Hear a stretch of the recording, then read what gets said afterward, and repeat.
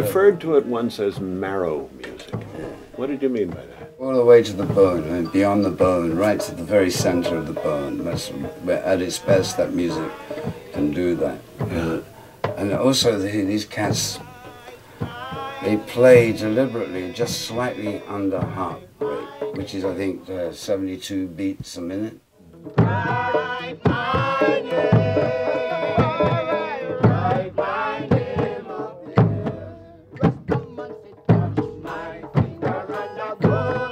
There was a certain gut reaction to what they were playing, in the same way that I had a gut reaction to what Muddy Waters was playing. In that terms, in those respects, absolutely, yeah. I just felt something vital, real, and untampered with, you know, by outside influences. You know.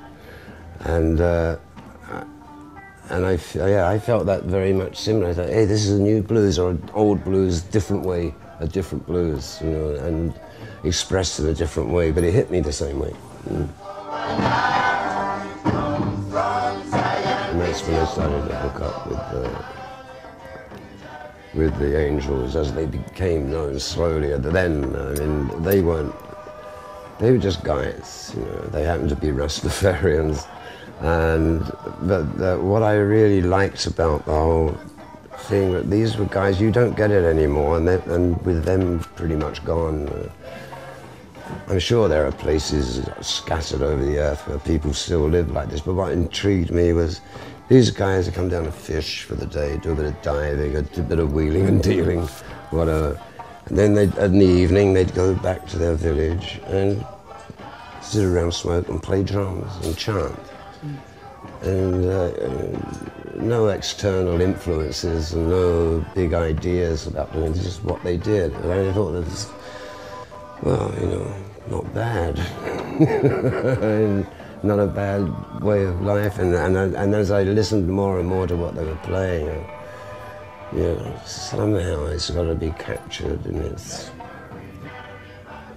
this way before it goes, because inevitably it will, and there it has, basically.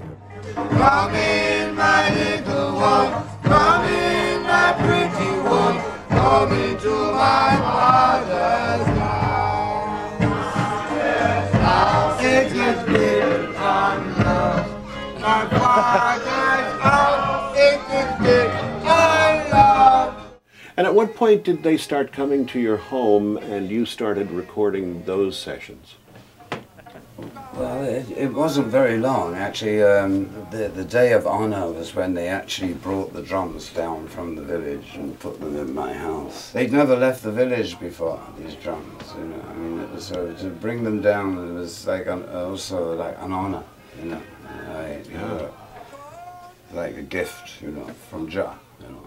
When did the idea for the first album come to you? As I said, nothing was planned. I used to record what we get together 3 or 4 nights a week. I used to record it just on a cassette player. It was in '95, '96 that we were playing away up in my house. You know, we were all having the usual fun.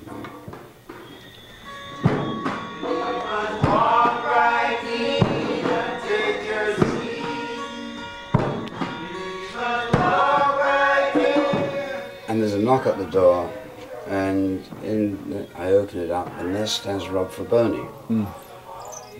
I hadn't seen him for quite a long time, you know, let alone in Jamaica. You know, there's, what the fuck are you doing here? Solder night, that's true. Yeah, mine broke.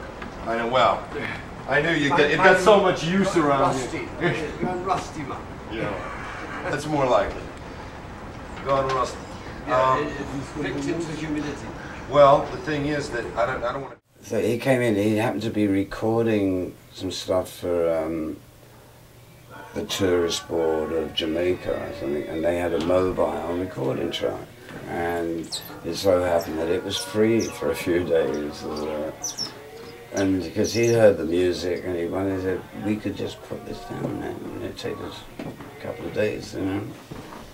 So, I mean, that's the way it came about, out of weird coincidences, I mean, or, you know, providence, however you want to look at it.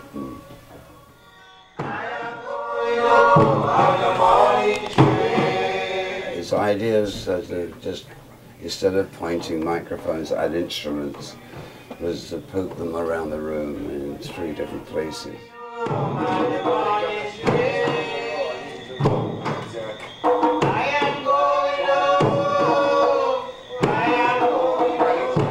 And it worked. You know, I mean, it was amazing to the time, because I mean, so you couldn't do a lot of mixing, but what you did get was actually what was happening in the room. Yeah. You know, and there was no.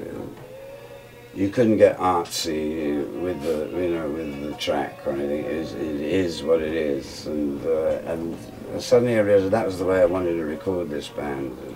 Because before it had always been like, more drums or more, interfering with the process. And really, these guys, you want to record them, they've forgotten about microphones. They don't want to, they've got to feel free to do it.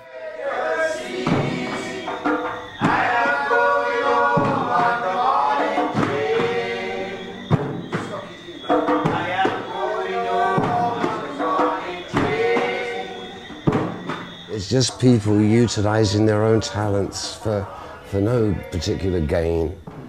And it was from sheer love of doing it. And that's basically the kernel of it, you know. I mean, hey, when they got paid for making the record, they couldn't understand why, but I have to pay you, And it's like, we're putting a record out as a contract, and you've got to get, I mean, they love their money if they get their hands on it, but they didn't think in those terms, like making something out of it. It was just, you mean people paid for this? Just because they're so used to it, they grew up with it, and it's a shame that maybe the younger Jamaicans are not. But then, hey, the world goes on,